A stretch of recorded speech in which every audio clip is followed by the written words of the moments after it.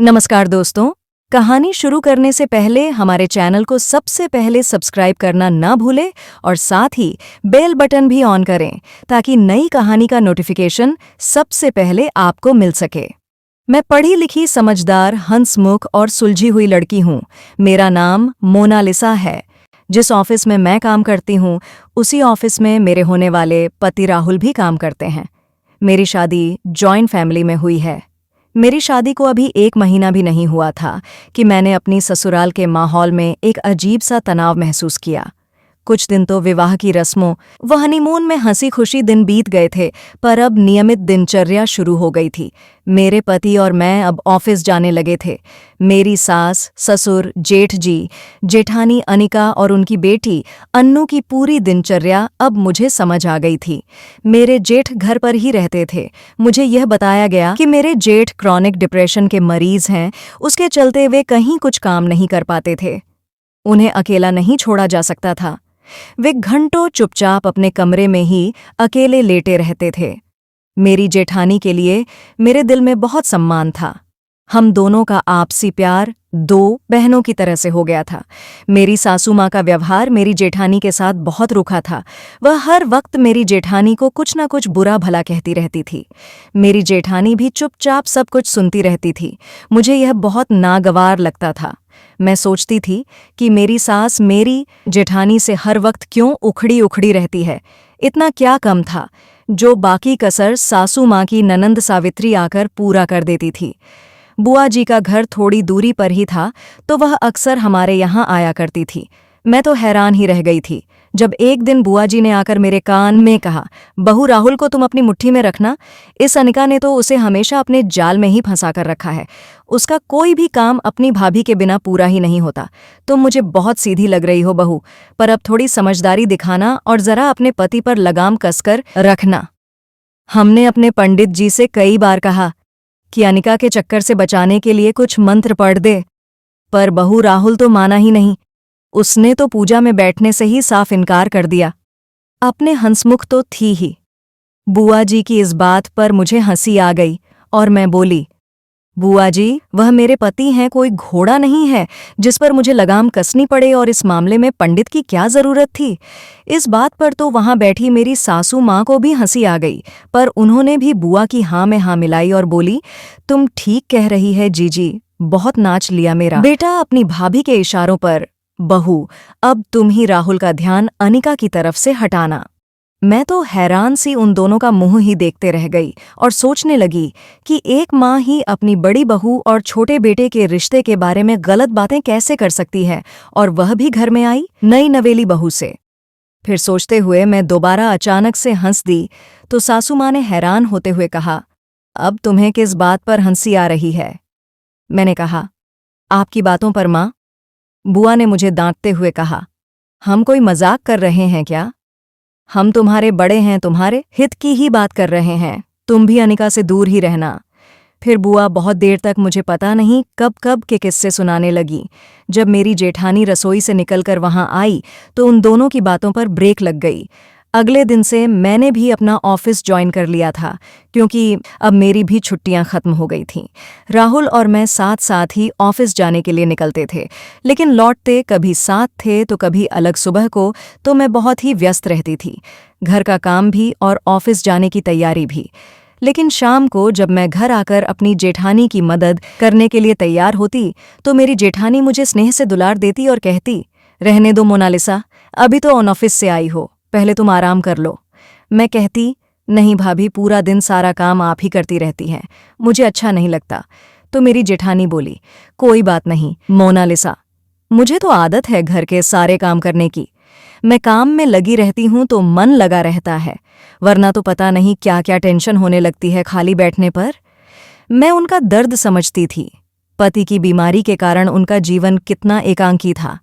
ऐसे मैं अपने मन को बदलने के लिए मेरी जेठानी सारा दिन घर के कामों में खुद को व्यस्त रखती थी। मेरी जेठानी की बेटी अन्नू की भी मुझसे बहुत बनती थी। मैं पढ़ाई में भी उसकी मदद कर देती थी। मेरी शादी को अब 4 महीने हो गए थे। एक दिन सुबह सुबह मेरी जेठानी की पड़ोस की भाभी का फोन आया। उनके पापा की तबीयत बहुत खराब थी। मेरी जेठानी यह खबर सुनते ही बहुत परेशान हो गई। मैंने कहा, भाभी, आप परेशान मत हो, अपने पापा को जाकर देख आइए। मेरी जेठानी उदास स्वर में बोली, कैसे जाऊं मोनालिसा, अन्नू की परीक्षाएं हैं इसी सोमवार से। तभी भाभी को दिलासा देते हुए मैंने कहा, आप चिंता न करो भाभी, मैं देख लूंगी सब, आप आराम से जाओ। तभी मेरी सासू माँ ने उखड़े से स्वर में कहा, आज ही चली जाओ बस से और कल वापस आ जाना। मेरी जेठानी ने भी जी कहकर सर हिला दिया था। मेरी जेठानी का अपने पापा के सिवा कोई और था ही नहीं। सासू माँ की बात पर ऐतराज जताते हुए मैंने कहा, नहीं भाभी, मैं अभी राहुल को जगाती हूँ, उनके साथ कार में आप आराम से जाइए। हरिद्वार से देहरादून तक बस की सफ़र में आपको समय बहुत ज़्यादा लग जाएगा, जबकि उनके साथ जाने से आप लोगों को भी सहारा रहेगा। मेरी बात सुनकर तो सासू माँ का मुंह खुला का खुला ही रह गया। वह कुछ भी बोल ही नहीं पाई और पर पटकते हुए इधर से उधर घूमती रही और बोली, क्या जमाना आ गया है, सब अपनी अपनी मर्जी करने लगे हैं। वहीं पास में बैठे ससुर जी ने कहा, ठीक ही तो कह रही है मोनालिसा, जाने दो उसे राहुल के साथ।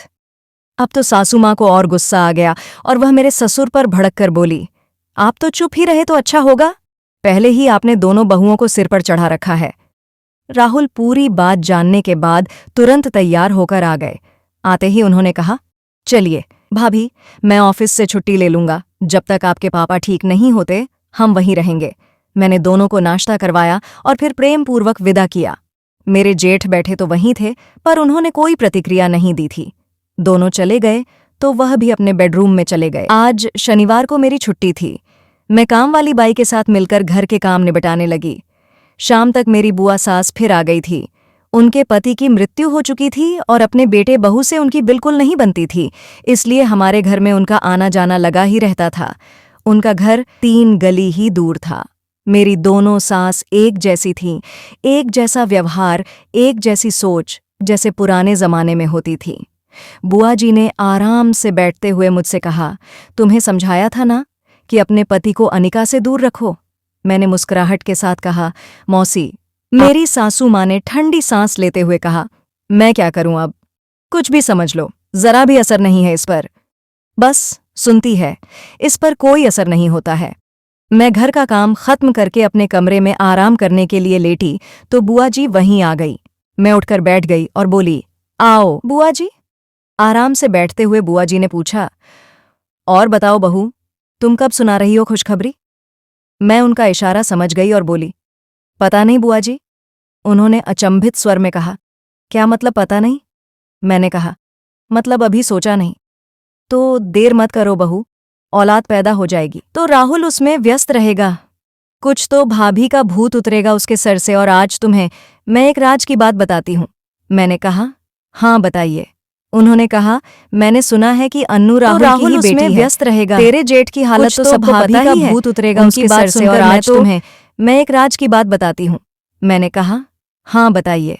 उन्होंने कहा, मैंने सुना है कि अन्नू राहुल की ही बेटी है, तेरे जेठ की हालत तो सबको पता ही है। उनकी बात सुनकर मैं तो भौंचक्की सी बुआ का मुंह देखते ही रह गई और बोली, यह आप क्या कह रही हो बुआ जी। उन्होंने और गंभीर होते हुए कहा, हाँ बहू, सब रिश्तेदार और पड़ोसी यही कहते हैं। मैं पल भर कुछ सोचती रही, फिर सहजता से बोली, छोड़िए बुआ जी, कोई और बात करते हैं। फिर उन्होंने कहा, अच्छा, मेरा चाय पीने का मूड बन गया है। मैंने कहा, आप बैठे रहिए, मैं चाय बनाकर लाती हूँ। बुआ मुझे हैरानी से जाते हुए देखती रही। इतने में मेरी सासू माँ भी वहीं आ गई। बुआ जी को हैरान देखकर बोली, क्या हुआ जीजी। बुआ जी ने कहा, अरे यह तुम्हारी छोटी बहू कैसी है, इसे कुछ भी कह लो, ये तो अपनी धुन में ही रहती है। मेरी सास ने ठंडी सांस लेते हुए कहा, हाँ, धोखा खाएगी किसी दिन, जब अपनी आंखों से देख लेगी तो आंखें खुलेंगी इसकी। हम बड़े अनुभवी लोगों की कौन सुनता है आजकल। मैंने टीवी देख रहे ससुर जी को एक कप चाय दी, फिर जाकर अपने जेठ के बेडरूम में देखा। जेठ जी गहरी नींद में थे। मैंने सासू माँ और बुआ जी के साथ चाय पीनी शुरू ही की थी कि मेरा मोबाइल बज उठा। राहुल का फोन था। उनसे बात करने के बाद मैंने सासू माँ से कहा, माँ, भाभी के पापा जी को 3-4 दिन अस्पताल में ही रहना पड़ेगा, ये छुट्टी ले लेंगे, भाभी को साथ लेकर ही आएंगे। मैंने उनसे कहा है कि वहां आप दोनों देख लो, यहां तो हम सब हैं ही। मेरी सास ने मुझे डांटते हुए कहा, तुम्हें समझ क्यों नहीं आ रहा है? जो अनिका चाहती है राहुल वही करता है। मैंने तुमसे कहा था ना कि राहुल को उससे दूर रखो, मैंने इत्मीनान से कहा। आप चिंता ना करें माँ, मैं देख लूंगी। अच्छा, अन्नू आने वाली है, मैं उसके लिए कुछ खाने का बना लेती हूँ और मैं भाभी के आने तक ऑफिस से छुट्टी ले लूंगी ताकि घर में किसी को परेशानी ना हो। वे दोनों मुझे देखकर बहुत हैरान थी। उन दोनों को हैरान छोड़कर मैं अपने काम में व्यस्त हो गई। बुआ जी ने मेरी सास से कहा, इसे हमारी बातों से कोई फर्क ही नहीं पड़ता, आखिर इसकी निश्चिंतता का राज क्या है? भाभी, क्यों इस पर हमारी किसी भी बात का असर नहीं होता? मेरी सास बोली, कुछ समझ नहीं आ रहा है जीजी। बुआ जी उठी और अपने घर चली गई। 3 दिन बाद राहुल और भाभी लौट आए थे। मैंने भाभी को गले से लगाया और उनका और उनके पापा का हाल पूछा। ससुर जी मेरे पति से वहां के हालचाल पूछते रहे। मेरे जेठ ने सब चुपचाप सुना और कहा, कुछ नहीं, उनका अधिकतर समय दवाइयों के असर में सोते हुए ही बीतता था। उन्हें अजीब से डिप्रेशन के दौरे पड़ते थे, जिसमें वे कभी चीखते चिल्लाते थे तो कभी घर से बाहर भागने की कोशिश करते थे। सासू माँ को मेरी जेठानी फूटी आंख नहीं सुहाती थी, जबकि वे खुद ही उसे बहू बनाकर लाई थी। वह अपने बेटे की बीमारी का सारा आक्रोश भाभी पर ही निकाल देती थी। घर का सारा खर्चा हम दोनों ही उठाते थे। मेरे ससुर जी रिटायर्ड थे और जेठ जी तो कभी कोई काम कर ही नहीं सकते थे। उनकी पढ़ाई भी बहुत कम ही हुई थी। मेरी शादी को आप 2 साल हो चुके थे, मैं गर्भवती हो गई थी। मेरी ऐसी हालत में भाभी ने मेरा बहुत ध्यान रखा। मैंने स्वस्थ व सुंदर पुत्र को जन्म दिया तो पूरे घर में उत्सव का माहौल बन गया। नन्हे निखिल को सब जी भरकर गोद में खिलाते। मेरी जेठानी ने ही निखिल की पूरी जिम्मेदारी उठा ली थी। मेरे ऑफिस जाने पर भाभी ही निखिल को संभालती थीं और घर का काम भी करती थी। कई पड़ोसी और रिश्तेदार निखिल को देखने आते रहते और मेरे कानों में मक्कारी से घुमा फिराकर राहुल और भाभी के अवैध संबंधों की जानकारी का जहर उड़ेलकर चले जाते। कुछ औरतें तो मजाक में ये तक कह देती, चलो अब तो राहुल 2 बच्चों का बाप बन गया है, लेकिन मेरे कानों पर जूं तक न रेंगती। ये देखकर सब हैरान हो जाती और चुप हो जाती। भाभी और मेरे बीच स्नेह दिन पर दिन बढ़ता ही गया। मैं जब भी बाहर घूमने या डिनर पर जाती तो मेरी जेठानी और उनकी बेटी को भी जरूर ले जाती। मेरे कानों में बुआ जी का कथा पुराण चलता रहता था। वह जब भी आती यही कहती, देख तू पछताएगी, अभी भी संभल जा, सब लोग तुम्हारा ही मजाक बना रहे हैं। पर मेरी सपाट प्रतिक्रिया पर सासू माँ और बुआ जी हैरान हुए बिना भी ना रहती। वे दोनों कई बार सोचती, पता नहीं कैसी औरत है, हमारी बातों का इस पर कोई असर ही नहीं होता। कौन सी औरत इन बातों पर गुस्सा नहीं करेगी? ये समझदार है, पढ़ी लिखी है, फिर भी सब कुछ अनदेखा और अनसुना कर रही है। एक दिन एक अनहोनी घट गई। अन्नू के स्कूल से फोन आया। अन्नू स्कूल में बेहोश हो गई थी। हम दोनों तो अपने ऑफिस में थे। निखिल को सास के पास छोड़ भाभी तुरंत स्कूल भागी। हमें भाभी ने रास्ते में ही फोन कर दिया था। जब तक हम अस्पताल पहुंचे तब तक अन्नू को डॉक्टर देख चुके थे। उन्होंने उसे एडमिट कर कुछ टेस्ट करवाने की सलाह दी। राहुल के कहने पर भाभी अन्नू को सीधा अस्पताल ही ले गई थी। स्कूल में फर्स्ट एड मिलने के बाद वह होश में तो थी, पर बहुत सुस्त और कमजोर लग रही थी। राहुल ने घर पर फोन करके सारी स्थिति बता दी थी। अन्नू ने बताया था कि सुबह से ही वह कमजोरी महसूस कर रही थी। अचानक उसे चक्कर आने लगे थे और वह स्कूल में ही शायद बेहोश हो गई थी। हम और भी ज्यादा हैरान हो गए थे जब उसने कहा, कई बार ऐसा लगता है कि सिर घूम रहा है, कभी अचानक अजीब सा डिप्रेशन लगने लगता है। भाभी इस बात पर बुरी तरह चौंक गई और रोते हुए बोली, मोनालिसा, ये क्या हो रहा है अन्नू को? इसके पापा की भी तो ऐसे ही तबीयत खराब होनी शुरू हुई थी, अब क्या मेरी अन्नू भी?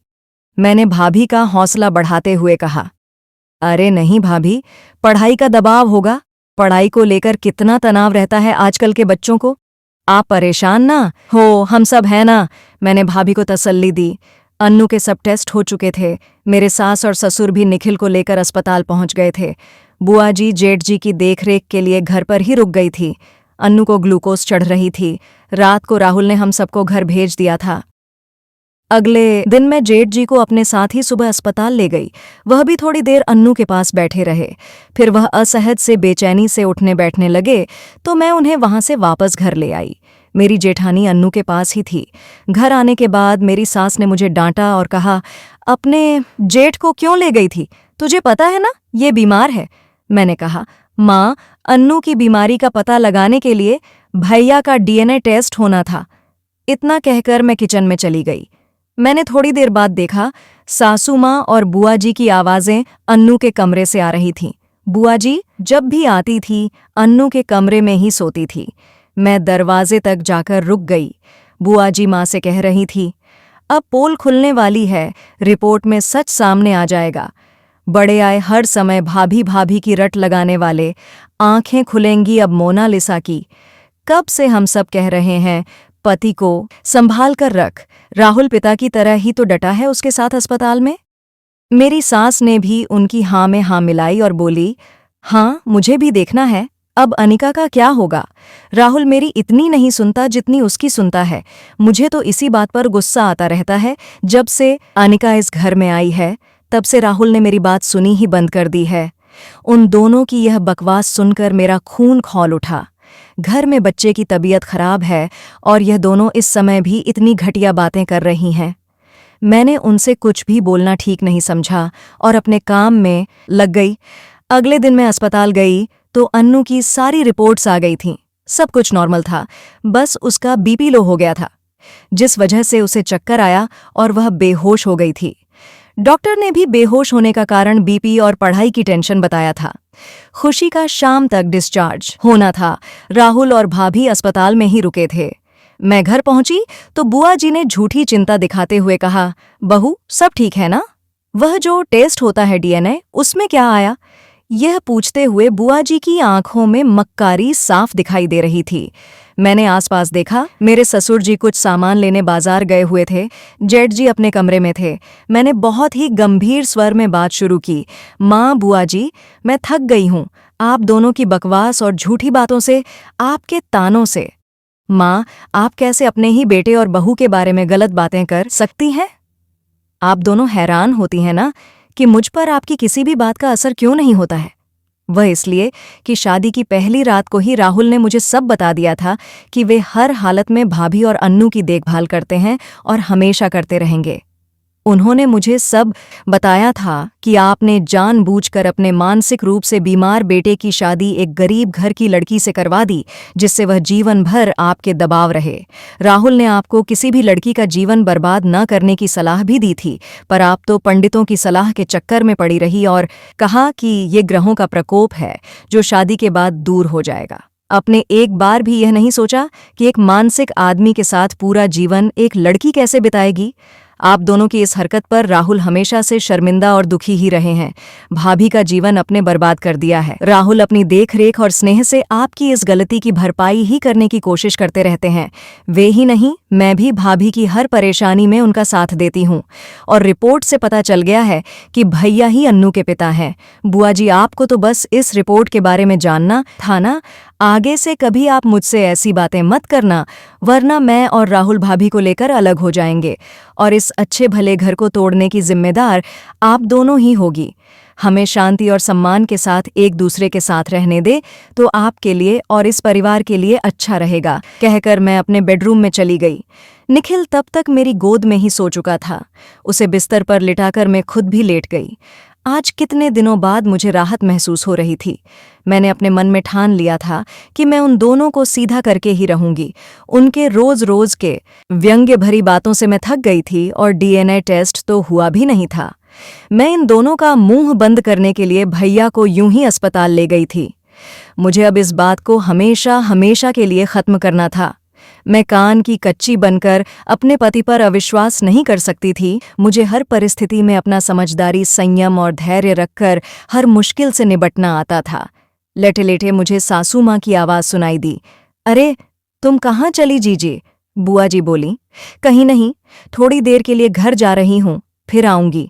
और आज तो यह भी पता चल गया कि तुम्हारी बहू पर हमारी बातों का कुछ भी असर क्यों नहीं होता था। एक बेटा तो तुम्हारा बीमार है और दूसरा कुछ ज्यादा ही समझदार है। पहले दिन से ही अपनी पत्नी को सब कुछ बता रखा था उसने। इतना कहती हुई बुआ जी के पैर पटक कर जाने की आवाज़ मुझे अपने कमरे तक सुनाई दी तो मुझे हंसी आ गई। आज मुझे अपार शांति का आभास हुआ। इस पूरे प्रकरण की जानकारी देने के लिए मैंने मुस्कुराते हुए राहुल को फ़ोन मिला दिया और सब कुछ उनको बता दिया।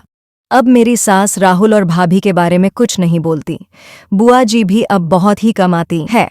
यह कहानी आपको कैसी लगी हमें कमेंट में ज़रूर बताएं। हमारे चैनल को लाइक, शेयर और सब्सक्राइब करना ना भूलें और साथ ही बेल बटन भी ऑन करें ताकि नई कहानी का नोटिफिकेशन सबसे पहले आपको मिल सके। हमारी वीडियो देखने के लिए धन्यवाद।